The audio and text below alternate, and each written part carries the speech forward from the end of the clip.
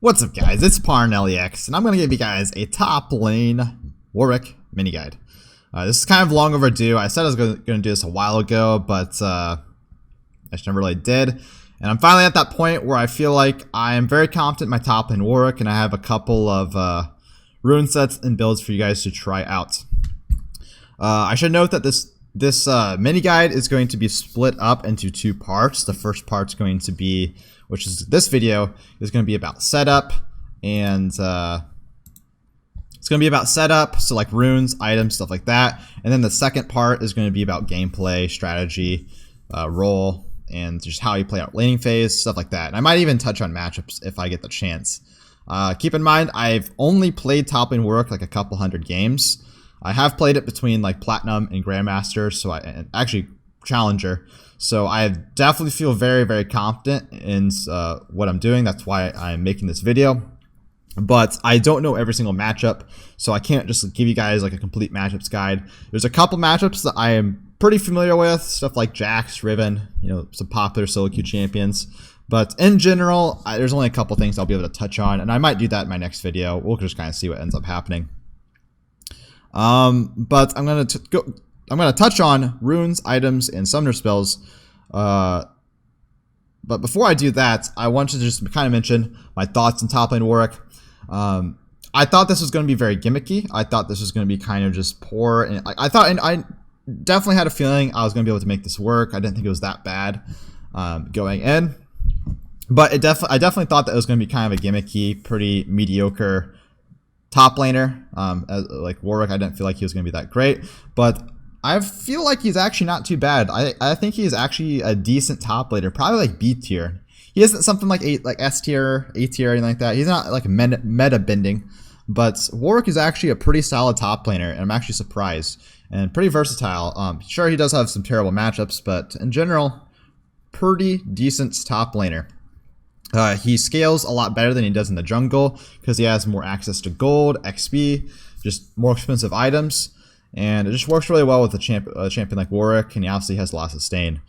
But yeah, I was kind of pleasantly surprised with how good top lane Warwick is. It's definitely not bad. I don't want to say it's great, but it's definitely not bad. So in case anyone's wondering, it's worth trying out, honestly, if you're interested in playing Warwick.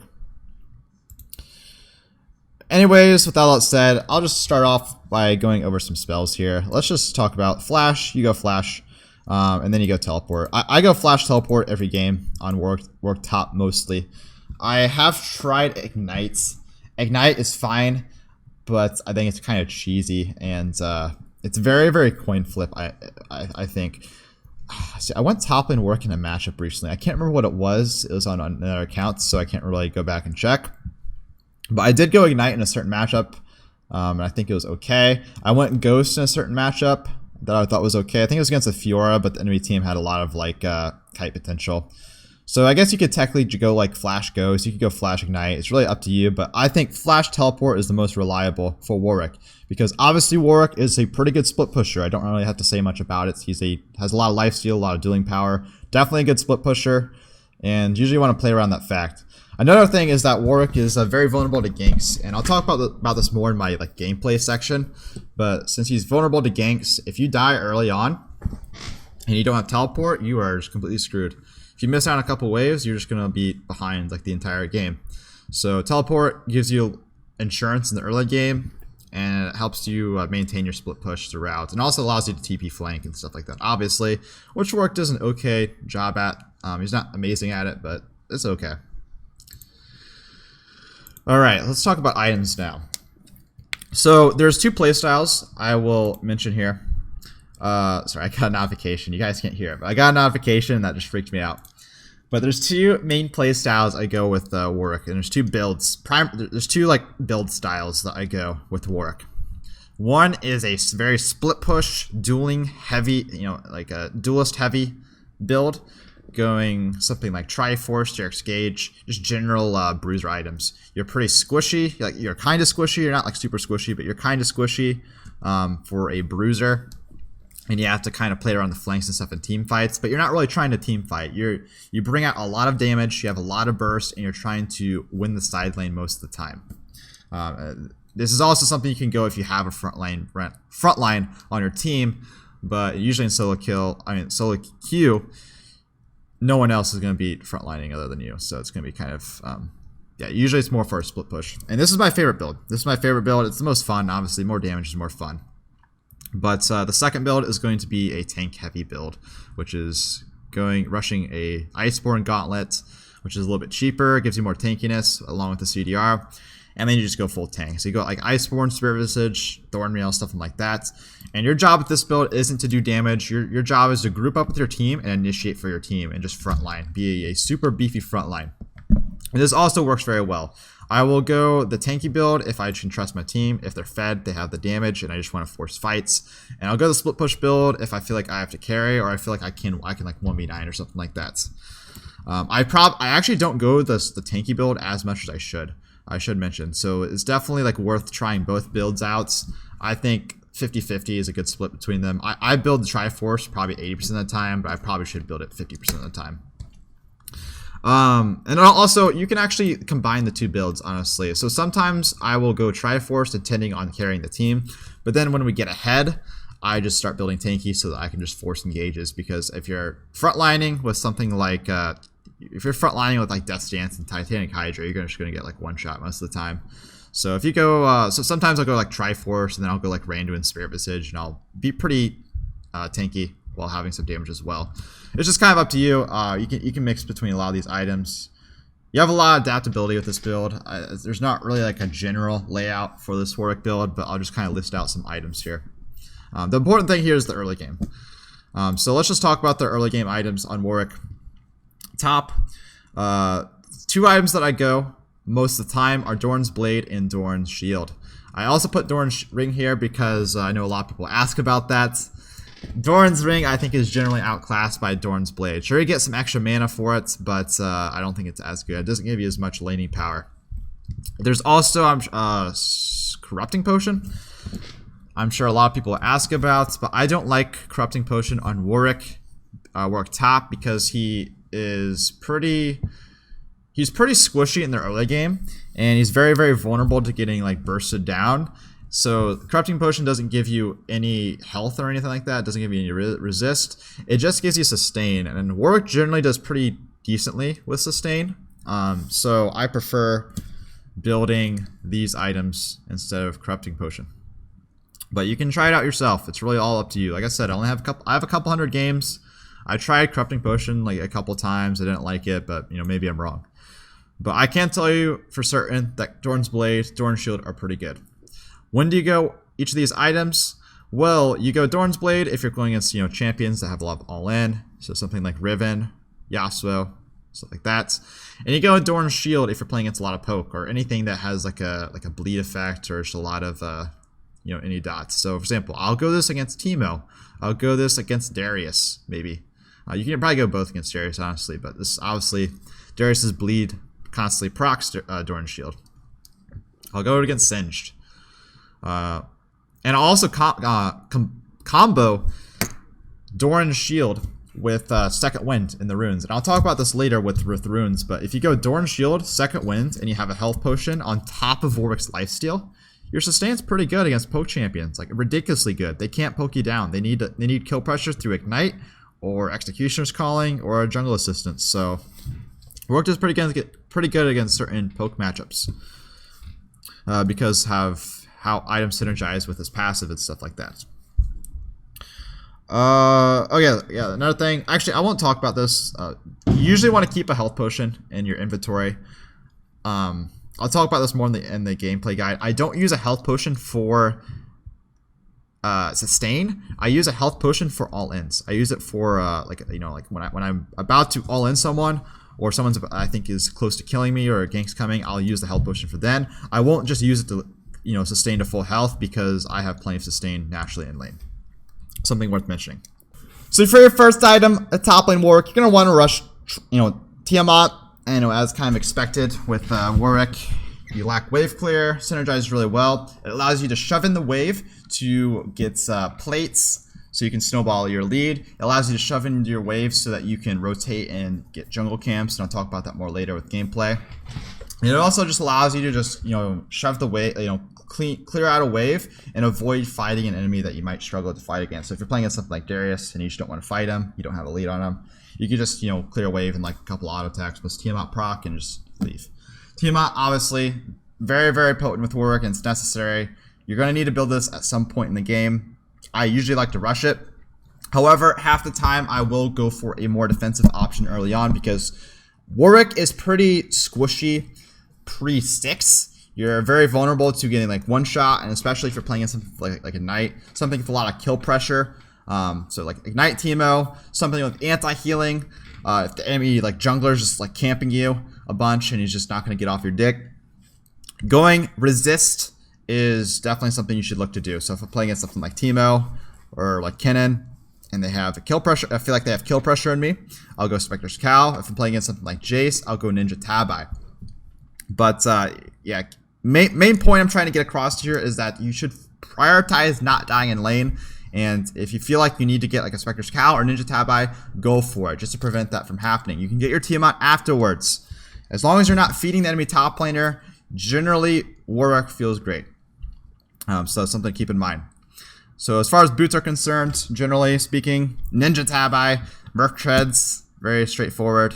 So when you want to go them, if you're playing against something like Jax, Fiora, go Ninja Tabi. If you're playing against something with a lot of CC, go Merc Treads. And if you want a team fight, also.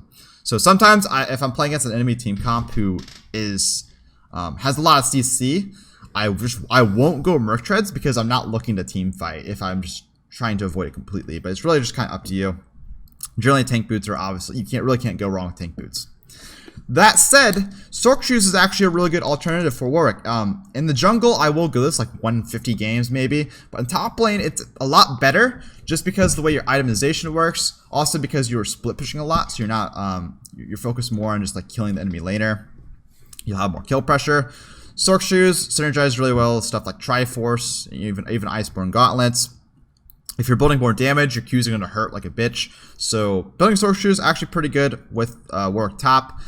One thing to keep in mind, if you're looking at building Sorc Shoes, make sure that the enemy top laner isn't building MR or isn't incentivized to build MR, because flat magic pen gets countered by a magic resist. So if you have like 3 APs on your team and then the plus Warwick, and you're looking to build Sorc Shoes, it's not going to be as effective. And then of course, Boots of Swiftness, it's a underpowered item, but if you're playing against a lot of slows, you might as well go it. It's just really kind of up to you.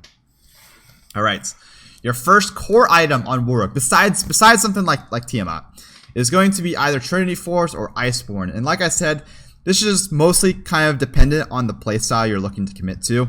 Now, you don't really have to commit to anything. You can adapt. That's an important thing I've realized with Warwick. Sometimes I'll build Trinity Force to try to carry through the split push, and then I'll transition to a team fight build and go very tanky. I'll show you my match history in a second to show you guys what I'm talking about. And then sometimes I'll go Iceborne and I'll just I start suddenly get fed, so I want to do more damage in team fights. So I'll go something like Sterix Gauge and Titanic Hydra. It's really up to you. But generally speaking, I'll go like Triforce, which by the way, once you get Triforce, you're very squishy. So be careful if you look to fight around this time. Generally, I try to avoid team fighting in the mid game with Warwick. But well, I really shouldn't say that. I do try to like team fight, but I never want to frontline with something like Triforce. You are better in like a 1v1, 1v2. So if you're team fighting, you're gonna be looking to like, you know, find stuff like catch someone out on their own. But yeah, if I'm going Trinity Force and I'm looking to carry through the split push, I'll build a lot of bruiser items, stuff like Sterix Gauge, Titanic Hydra, GA, Death Dance, pretty straightforward. And if I'm going something like Iceborne, or if I'm just generally just wanting to team fight more, I'll go tankier so that I don't get one shot in fights. Because if you have something like Triforce and you have something like Titanic Hydra, Death Dance, if you get one shot, you're gonna have a lot of damage, but you're not gonna be able to deal the damage if you just die. So you honestly, you have enough damage most of the time in team fights with something like Trinity Force. So building something like tanky is really good if you're just trying to team fight with your team. So yeah, something to kind of keep in mind. But yeah, as far as the other items are concerned, I'll just kind of explain situations I'll build these. So it's Sterix Gauge if I'm playing against a lot of bursts. If I'm playing against something like Darius, that, you know, his ultimate is going to like burst me really hard, Sterix Gauge can be really great. It can be great against him. I don't know. I'm trying to think of burst champion. There's plenty of burst champions in the game. Go Sterix Gauge against burst. Pretty self-explanatory. Titanic Hydra. I build this most of the time. I found that this is probably one of the best items to build after after Trinity Force, because it's very, very cheap. So considering that you already have a Tiamat, this is only like 2,000 gold, 2,100 gold or whatever. So Titanic Hydra is really, really good to rush early. Sometimes I'll be looking to build into a Sterix Gauge, and I'll just go ahead and build Titanic Hydra anyways instead, just because I recall enough gold to buy it. It's very, very cheap and really, really effective. Gives you a lot of DPS, gives you a lot of, it just gives you a lot more DPS, and also gives you some health, so you're actually not going to get one shot. And it's just very, very effective. I recommend going this often after Trinity Force, but it's really, like I said, this is all very situational. Nothing here is set in stone. GA is going to be good, obviously, if you're very squishy and you just want something to be able to team fight. So if you already have something like Sterix Gauge, Titanic Hydra, let's say you have like a Death Stance or something like that, and you're just really squishy, building a Spirit Visage isn't going to save you by itself. GA might be able to do that. It's kind of like every other bruiser. Yeah, you just build these items just kind of like when I really would build these items. That said, Death Stance is I tried to make Death Stance early work, so I tried to go Trinity Force into Death Stance a few times, and I failed miserably again and again and again until I eventually just realized it just wasn't as good as I hoped it would be. It's an expensive item. It is good sometimes, but I don't like to go Death Stance if I'm the Fed guy, because everyone just builds anti-healing and everyone just CCs me in fights and I just die. So Death Stance is good. Otherwise, like if you're playing against something like tanks or something like that, it's good if you're just trying to split push against like a tank. But and you can 1v2. But if you're looking to 1v5, Death Stance is not the item, I feel like, a lot of the times. But yeah, just kind of try out all these items, like I'm trying to give you guys kind of a layout as to my thoughts behind all this when I build these items, but try it out yourselves to see how it feels for you. Spirit Visage, obviously very good against AP, so if playing against something like Vlad, I'll go like something like Trinity Force, Spirit Visage, something like that. And then all these other tank items, I don't really know what to say about them. They're pretty self-explanatory. Abyssal Mass if you have a lot of AP in your team. Adaptive Helm if you're playing against something like Rise. Randuin's if you're playing against a bunch of crit, Thornmail, whatever. Generally speaking, you can just build tank items when you want to group up with your team. If you're trying to split push, build more damage oriented, but of course it kind of depends. All right, so I'll actually show you guys my master suit though, to show you guys exactly what I'm talking about here. All right, you can check out my master. I don't want to flex too much, but like look at this, beautiful. This is in Master Tier on NA. My MMR is like Grandmaster right now because I've been winning so much. But this has been strictly Toplane Warwick the last 2 days playing on this account. And you can see, generally speaking, the type of items that I build here. Trinity Force, Spirit Visage, Abyssal Mass. This is against like a very heavy AP comp. Let's see, Trinity Force into Titanic Hydra. Trinity Force into like a bunch of armor items. You can see very AD heavy comp. Let's see if there's anything else interesting. Oh yeah, I should also point out I just completely demolished Fake God here. This is 100 Thieves Fake God. Wrecked him. And ended his career. Alright, yeah, I mean, this is just kind of just a general layout. This is what you should expect. Like your matches should probably look like, something similar to this. See, this game, I didn't really get much kill participation, but that's just because my team kind of carried. But yeah, all AD comp, so I rushed Iceborne. Like I said, I should build Iceborne Gauntlets more often than I really do. Currently, I build it probably 10% of my games, and I should build it honestly a little bit. I should build it a little bit more often, but it's really kind of up to you. Sometimes I like to transition. You notice I do a lot of transitioning here. I do a lot of building Triforce, Sterix Gauge, and then building tank items. Once I get ahead, that's when I want to start building tank items that's when I want to start trying to force fights and stuff like that. All right, so let's go move on to runes here, and we'll just kind of round things off for this video. As you can tell, this is unedited, so the next video, I don't know if it's going to be edited or not, but I'm just kind of getting this out of the way because it's obviously pretty easy for me to do. Just try to explain these things. So there's 2 rune sets that I go with Warwick. There's Press the Attack. This is what I go against. This is kind of a scaling rune set. This is why I go against like range champions that I can't really fight early on. And this is also what I go against if I just feel like I just win the lane by default and I want to scale and carry the game. This is my favorite rune set at the moment just because of how well it scales, and I feel like I have more carry potential with it. Press the Attack, obviously just an insane item with or insane rune with Warwick. Gives you burst, gives you DPS, all that.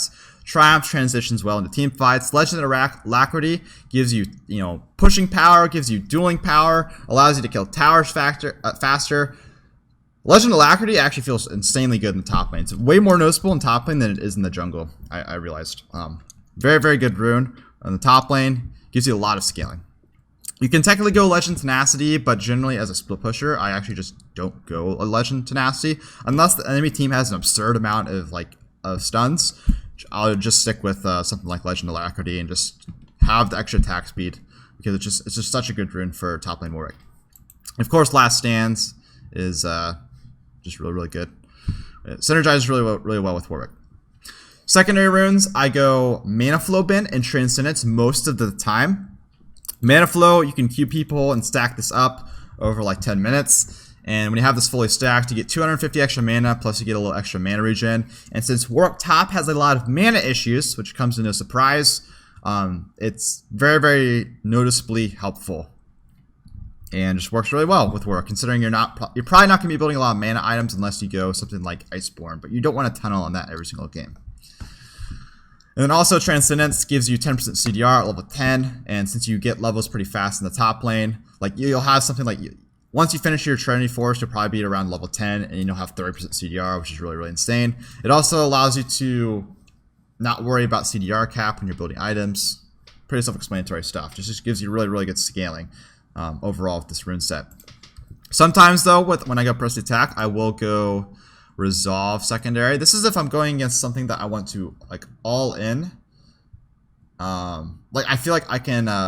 This is when I kind of just want. I still want the scaling from the precision rune tree, but I also feel like maybe I need more fighting power. So if I'm playing against something, I guess I can't think of an example. Sorry about that. But I'll go bone plating, revitalize sometimes. Bone plating, second wind. Bone plating, conditioning. It's really kind of up to you. This condition gives you more scaling as well. This is just obviously the jungle rune page. And it works very well in the top lane if you choose to go that. That said, I'll talk about the second rune page here, which is Grasp the Undying. Grasp the Undying, Demolish, kind of any of these runes here. I'll go second winds and then Revitalize. So Grasp the Undying is really, really good. Obviously, it works on your Q, so your Qs can like hit like a truck. I go this rune set if I want to either hard bully my lane and just prevent them from playing the game. And I feel like it just allows me to just like bully the lane really, really hard. Or I run this against 50-50 matchups because it'll turn the 50-50 matchup into my favor. So example, I think Yasuo and Riven are like some 50-50 matchups. And if you go something like Grasp to get more lane power, you're going to be able to snowball the lane a lot easier. But Grasp just gives you an example. Yesterday I actually played against a Nasus, and I took Grasp, and he basically wasn't able to show up in the lane because my Qs were like dealing like a third of his health, and I probably could have done the similar thing with Press the Attack, but with Grasp I had more early game pressure, and it just literally just took him out of the game. Demolish is, since Warwick doesn't really take towers very fast, he doesn't have high attack speed or high base damage. Keep in mind his W doesn't work in towers. Demolish helps you kill towers faster. That said, you do kill towers relatively quick when you get Triforce, but other than that, you need the Demolish to be able to do damage to towers. And it helps you get plates and stuff like that as well. Also, these runes suck, so that's another reason why you go this. And in this row, you can actually go basically any rune. You can go bone plating if you want to all in, like take all in trades. If you're playing against something like Darius, for example, Riven. If you want, go second winds, like I mentioned earlier. Second winds, Doran Shield, Health Potion plus Warwick's Natural Sustain. it allows you to sustain through any poke. If something like Teemo is just auto-attacking you, you can literally just sit there and auto-attack minions, and you just sustain through all of his poke, unless he has like Ignite, anti-healing, or he just has like, you know, he gets a gank. So this gives you a lot of, this is definitely something that's very, very good against poke, gives you a lot of sustain. And then conditioning gives you some scaling, MR, and armor if you choose. I can't think of when I go. Actually, I'll go this against something like Nasus, for example, because I just beat Nasus by default. He's not gonna be able to fight me, so I'll go something like conditioning. And then in the last row here, I go revitalize most of the time. Unflinching doesn't work well in top lane because you run teleport. If you're not running teleport, technically this is more of an option, but I never really run it. And especially considering you're split pushing, you don't really need the slow resist as much most of the time. But I guess it technically is an option. And then also overgrowth, I think is underpowered. And isn't that great unless your champion scales insanely well off of health. So Revitalize obviously allows you to heal more. So go Revitalize. And then secondary runes with this I normally go Mana Flow and Transcendence. Technically you can go Legend Alacrity and Legend like Last Stand or Triumph or whatever. You can do this. Or you can do this. It's really just kind of up to you. I'm sorry. But normally, I like Sorcery Secondary most of the time. One last note here. I forgot to mention is Rune stats. I always go attack speed. It just feels way smoother for me. I guess technically you could go CDR or adapt. I don't think you go adapt before, so you always go attack speed over that. But I think attack speed is just best. This is one thing that it's just standard every single time for me in the top lane. But when it comes down to these two rows, it differentiates every game. I prefer to go resist, especially if I'm playing against something that's actually like not just completely dog shit early game. So I'm playing against like Riven, I'll go double armor or Jace. If I'm playing against something like Teemo or Kinnan, I'll go double MR. I like the resist because, like I said, Warwick is pretty squishy early on. But if I am playing against a very, very easy matchup that I'm gonna not struggle against at all, I might go ahead and just get and the mid jungler is just not going to gank me and kill me or whatever. I might just go ahead and just go like Adaptive Force and Health. So for example, if I'm playing against like Maokai or something like that. But generally speaking, yeah, these are the two rune sets. You can go Grasp or go Grasp with Sorcery Secondary if you're playing against some 50-50 lanes. It gives you more laning power, and you go Press the Attack otherwise. So that's about it for this setup guide for top lane Warwick, guys. Sorry if it's a little jank, kind of scuffed, but it's pretty easy to do. So I'm just gonna go ahead and do it scuffed. I'm going to make a gameplay, like a gameplay section of this later on. I don't know when that's gonna release, but I'm going to try to work on it. So I'll probably try to include some gameplay clips as well. And just to kind of explain how I utilize the setup. But if you're trying to play top lane Warwick right now, go ahead and give it a try. It's actually very, very good. It's not amazing, but it is pretty good. And it's very, very underrated, I think. It's not a bad solo queue pick. It's not amazing, but it is solid, surprisingly so. So thanks for watching. Subscribe if you want to see more, blah, blah, blah. All right, peace out, guys.